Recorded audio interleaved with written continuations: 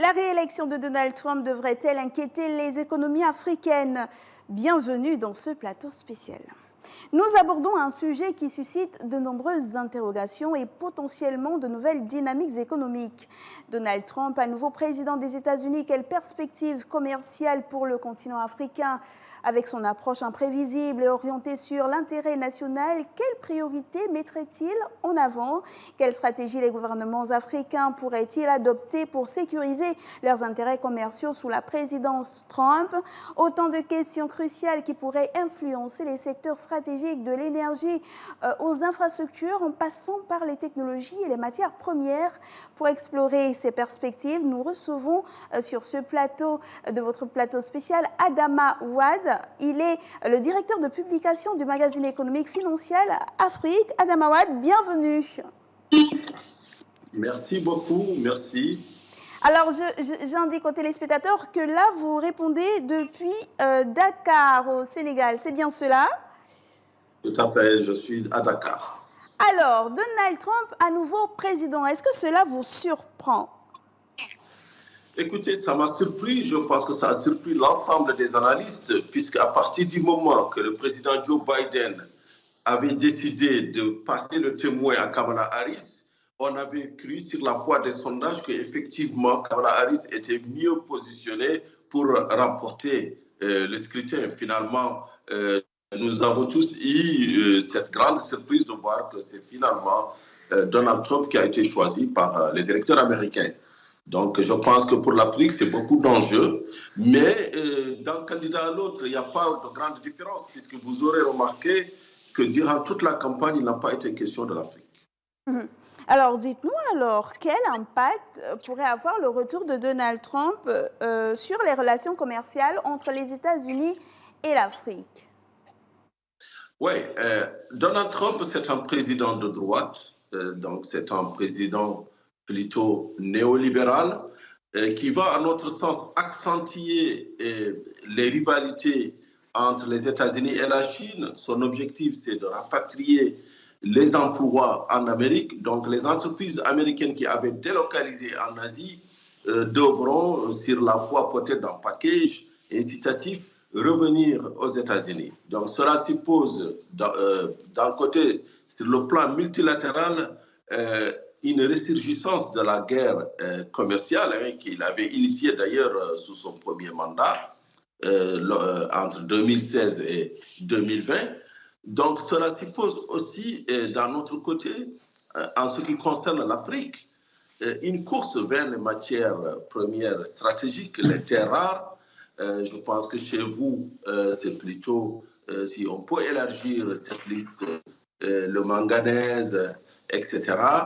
Et en même temps, si on se réfère à son premier mandat, on peut dire aussi qu'il va faire en sorte que l'AGOA corresponde, cette initiative qui a été lancée en 2000 par le président Bill Clinton et qui permet aux produits africains de rentrer affranchis de droits de douane en Amérique. Donc, il va faire en sorte que cela corresponde à sa politique, c'est-à-dire les amis de l'Amérique vont bénéficier de l'AGOA. Ceux qui ne sont pas amis de l'Amérique ne vont pas en bénéficier.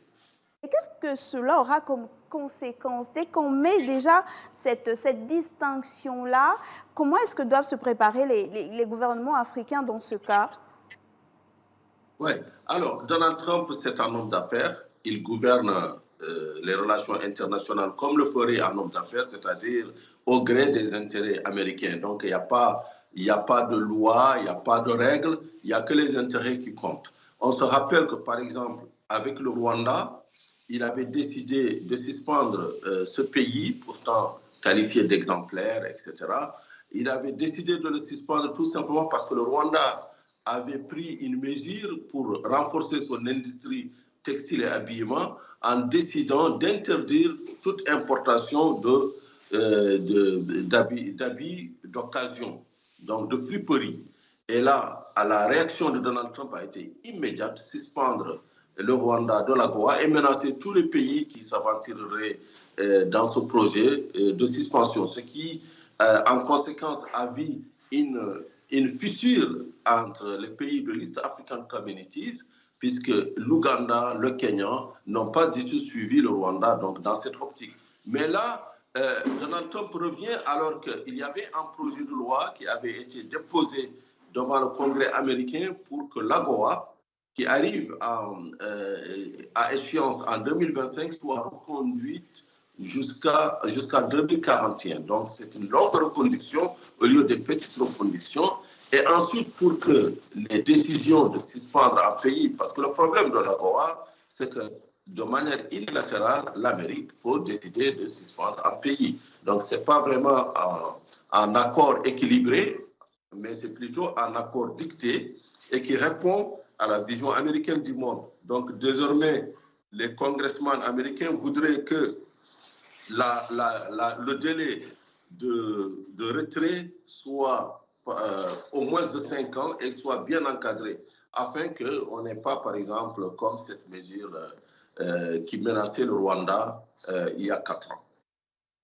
Ça, c'est assez inquiétant. Parlons plus précisément des investissements, Adam Awad. Alors, Donald Trump, on le sait, a une approche, celle de l'Amérique d'abord, America First, la politique étrangère selon lui, qui pourrait peut-être au final, d'après certains observateurs, influencer les investissements américains en Afrique. Comment on fait la lecture de cet état des choses finalement? Faudra-t-il s'inquiéter ou alors se dire que c'est une opportunité pour les pays africains de signer des partenariats avec d'autres pays?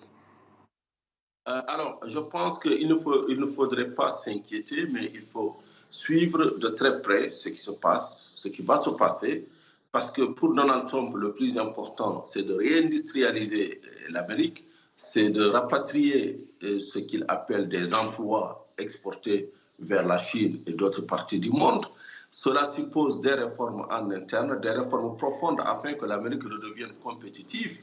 Mais nous, pays africains, nous sommes plutôt exportateurs de matières premières.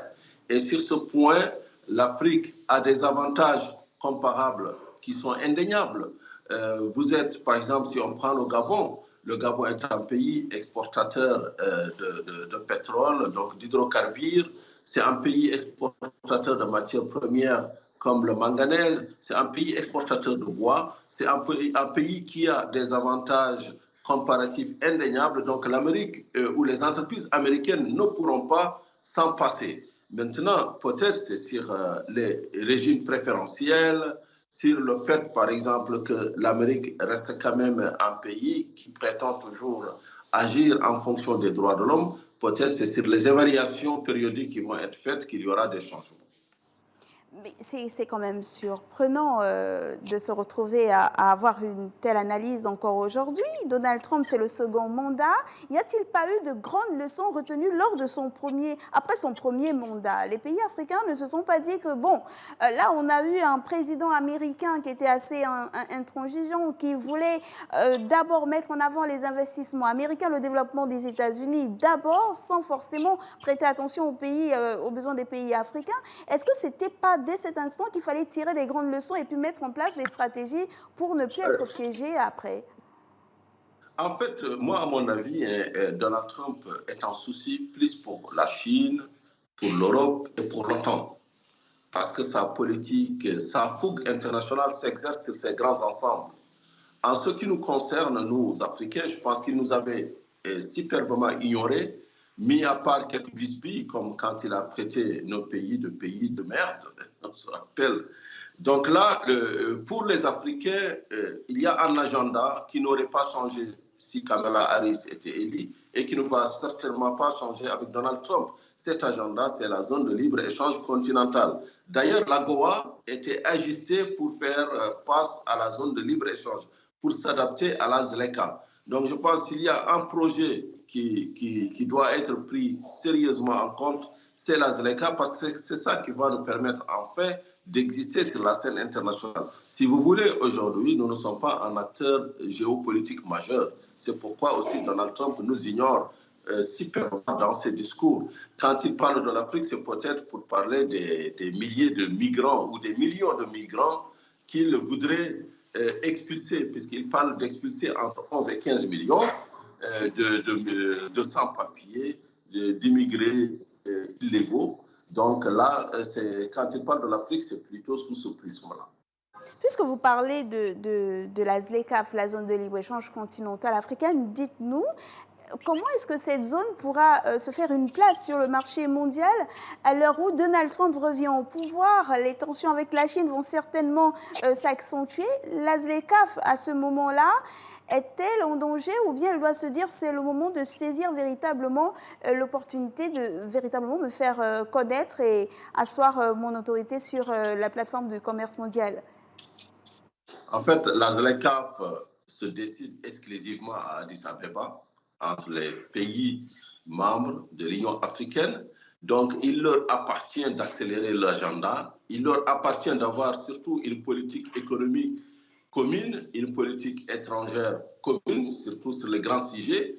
Là, nous avons par exemple la COP 29 à Bakou et on a un groupe de négociateurs africains qui ont harmonisé leur point de vue, qui se présentent donc en front uni. Il faudrait donc que sur les autres grands dossiers de ce monde, par exemple vis-à-vis de l'Amérique, qu'on n'ait plus par exemple ces sommets bilatéraux où nous avons la sensation d'avoir une partie qui dicte ces conditions à une autre.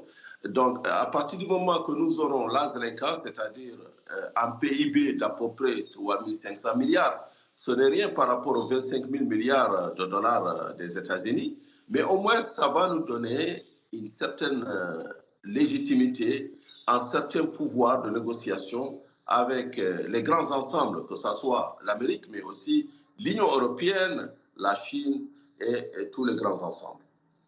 Vous dites que Donald Trump n'est pas très porté sur l'Afrique. On ne va pas ressortir certaines expressions qu'il aura sorties lors de son premier mandat à l'endroit du continent africain. Donald Trump s'intéresse aux géants, entre autres la Chine. Mais on sait quelle relation entretient la Chine avec certains pays africains. Est-ce qu'il y a lieu de se dire que ces relations-là, cette tension entre la Chine et les États-Unis pourrait avoir un impact sur le continent africain? Effectivement, vous savez que la Chine a pris contrôle de beaucoup de matières premières africaines. Donc, elle a fondé sa stratégie de développement autour donc, de sa main basse sur ces matières premières. Forcément, si la guerre commerciale est exacerbée, il y aura moins de débouchés pour les produits industriels chinois, moins de débouchés donc pour l'électroménager chinois, pour la machinerie chinoise. Donc forcément, ce sera un frein à la croissance chinoise, et qui dit frein à la croissance dit aussi réduction des importations.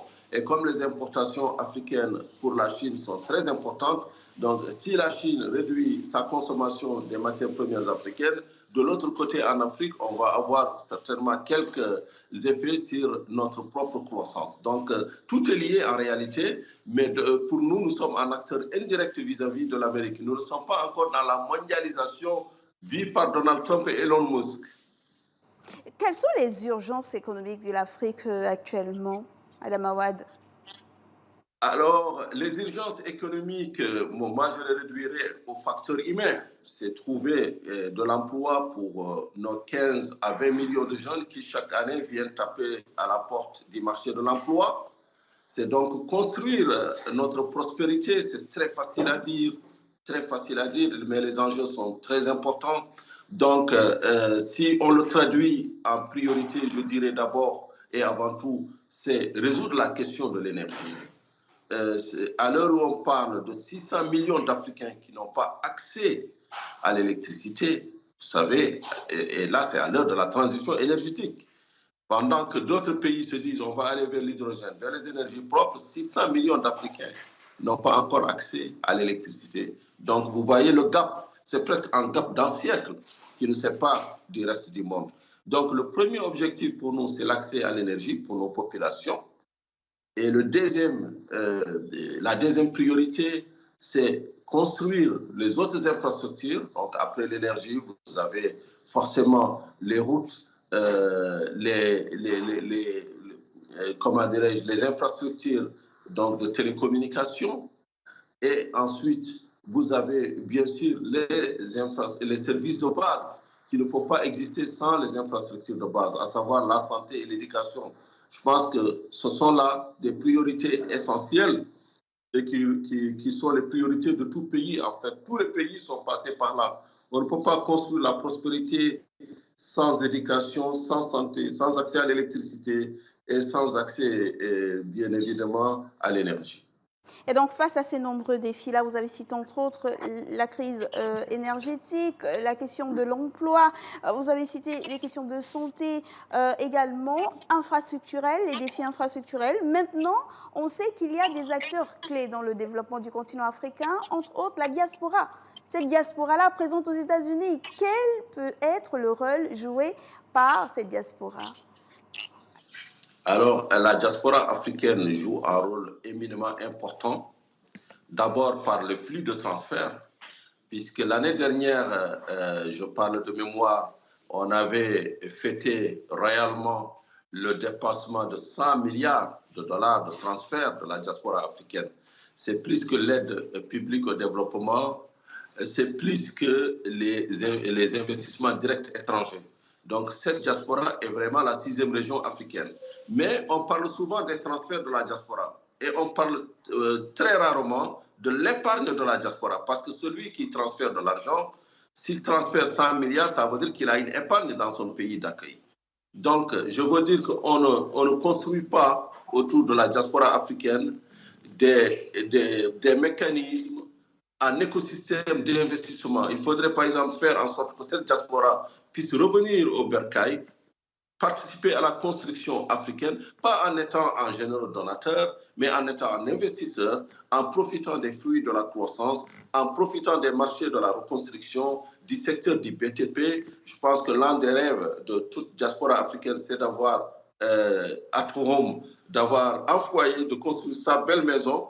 Et je pense que rien que sur ça, les banques commerciales africaines ont beaucoup à faire pour drainer donc une partie de l'épargne, puisque les transferts sont envoyés aux familles restées au pays, mais l'épargne va venir pour l'investissement. Je pense que c'est l'un des aspects les plus importants de toute politique de développement, c'est essayer de maintenir le lien avec la diaspora, comme l'ont fait certains pays, comme le Maroc. Vous savez que le Maroc, c'est un bel exemple.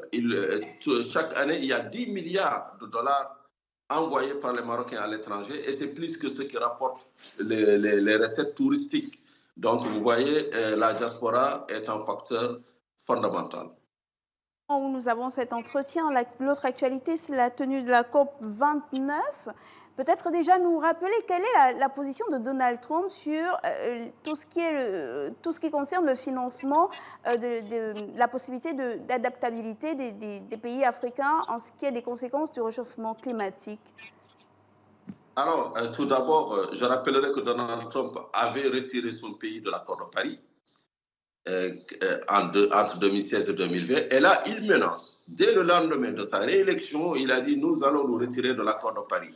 Donald Trump est un climato-sceptique. Il ne croit pas du tout au réchauffement climatique. Il pense qu'au contraire, il faut faire en sorte que la vieille industrie américaine, c'est-à-dire l'industrie fossile, le pétrole de schiste, doivent être relancés pour redonner à l'Amérique sa grandeur d'antan. Donc, il faut que les Texans, les industriels du Détroit, donc toutes ces entreprises qui étaient menacées par les nouvelles règles sur le climat, que toutes ces entreprises retrouvent leur prospérité. Donc, nous allons assister à un recul dans les négociations climat, parce que l'Amérique, quand même, c'est le deuxième plus grand pollueur au monde après la Chine. Et c'est dommage pour la planète, mais hélas, c'est un peu ce qu'il a décidé. Et malheureusement, il n'est élu que par les Américains. Et les Américains voient en lui peut-être des vérités ou bien des intérêts que nous, peut-être Africains, devrions aussi regarder de près. Parce que moi, je dis que l'Afrique, qui ne représente que 3,5% des pollutions, supporte aujourd'hui les plus grands impacts de cette économie, de ce modèle économique. Puisque si nous sommes en réservoir des matières premières, si nous sommes en réservoir donc du pétrole, du gaz et du cobalt, du coltan et autres, comment se fait-il qu'on se retrouve sans électricité? Donc, quelque part, il y a mal donne. Et peut-être si Donald Trump doit nous inspirer, il doit nous inspirer sur quelque chose de très positif, c'est de défendre nos intérêts coûte que coûte. Avec l'absence de Donald Trump, les choses n'ont pas beaucoup avancé en termes de négociations sur tout ce qui concerne les conséquences, les effets néfastes du réchauffement climatique, le réchauffement climatique, son impact sur les continents africains. Et là, vous dites que les choses vont énormément ralentir. Qu'est-ce que les pays africains doivent faire dans ce cas? Est-ce qu'on va dans une dynamique fataliste ou alors on se dit qu'il faut être résilient, il faut mettre en place des solutions et quelles pourraient être ces solutions si elles existent? Alors, autant au plan national, moi je dirais toujours que nous devons aller vers ces énergies propres parce que d'abord c'est une question de bon sens. Il se trouve aussi qu'en termes d'ensoleillement, l'Afrique est la région la plus ensoleillée au monde. En termes de potentiel en énergie éolienne, en hydroélectricité, en hydrogène même et en hydrogène vert, nous avons des atouts. Et là, il y a une bascule qui est inévitable, une bascule vers les énergies propres. Il faudrait que nous allions vraiment en force vers ce nouveau monde, tout en ne négligeant pas nos matières premières fossiles, tout en disant c'est d'ailleurs grâce à ces matières premières fossiles que se construit l'énergie propre. Par exemple, vous prenez les batteries électriques, c'est avec le cobalt et généralement de la RDC. Donc c'est avec parfois des matières comme le lithium qui se trouve abondamment au Mali et au Zimbabwe.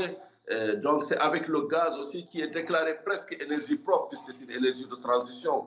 Donc ici au Sénégal, on va bientôt fêter le premier mètre cube de gaz exporté. Donc ce gaz, il sera essentiel dans la transition énergétique. Donc moi je pense que l'Afrique, rien n'a changé. L'Afrique reste un continent d'avenir. L'Afrique reste potentielle. Maintenant, il faut transformer ce potentiel. Donald Trump, pour son second mandat, qui ne s'intéressera peut-être pas au continent africain, comme on l'a déjà vu lors de son premier mandat? Est-ce que les pays africains doivent se sentir frustrés? Écoutez, non, parce que ce n'est pas une relation sentimentale. Moi, je pense que les pays africains doivent même se dire que c'est très bien que nous ne soyons pas en ligne de front face aux Américains, face à Donald Trump. Parce que nous sommes maintenant une zone neutre par rapport à cette rivalité qu'il voudrait poursuivre et dont renforce son électorat, cette rivalité avec les grands ensembles comme la Chine, comme même l'OTAN. L'OTAN où, par exemple, l'Amérique reproche aux pays européens de ne pas contribuer à la défense commune. Donc l'Afrique est forcément une zone que tout le monde voudrait conquérir et les Chinois et les Européens et les Américains. Donc, c'est à nous de défendre nos intérêts.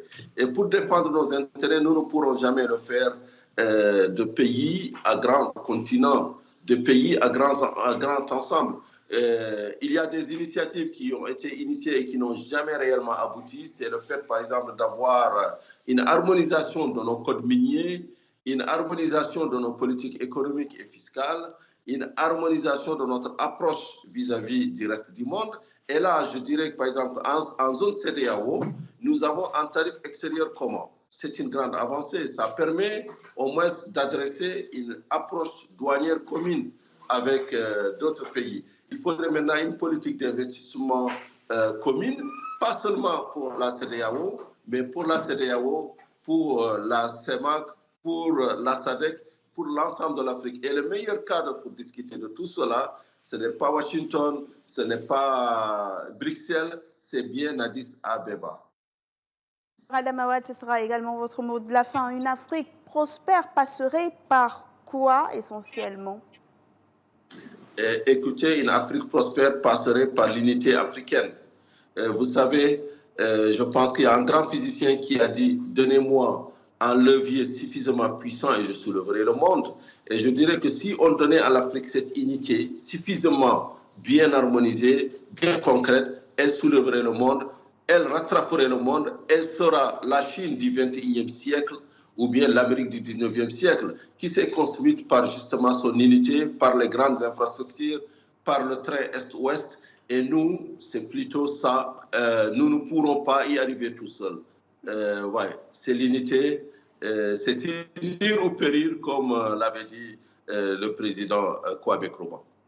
Merci Adam Awad, vous avez répondu à nos questions depuis Dakar au Sénégal. Je rappelle que vous êtes le directeur de publication du magazine économique Financial Afrique. Merci pour vos explications.